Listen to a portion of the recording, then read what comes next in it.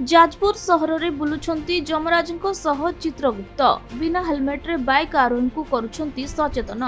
जाजपुर सहरर मुख्य चिकित्सालय सम्मुख मेडिकल छक निकट रे नियारा ढंगरे लोकंकु सचेतन कराउछि जाजपुर जिला प्रेस क्लब। अभिनय करी नाटक माध्यम रे सड़क सुरक्षा सचेतनता कराउछंती कलाकार माने। ए कार्यक्रम में जाजपुर जिलापाल श्रीजुक्त अंबरकर जोगदे हेलमेट व्यवहारकारी वृक्षरोपण उद्देश्य शिशु गछ और गोलाप फूल दे अभिनंदन जनाउछंती।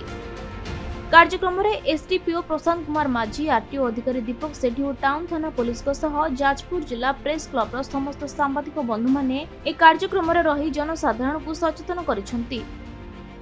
सड़क सुरक्षा गोटे पेरेनियल गोटे इश्यू ताको एतर बहुत गुड़े जीवन आमर हानि होउछि आ तार छोट छोट जिनस गुड़ाक जदि आम सब सचेतन रहिबा जो माने गाड़ी चलाउछंती जो माने रास्ता रे चलुछंती बहुत गुड़े आम सड़क सुरक्षा दिवस आम आगु पालन करिछे।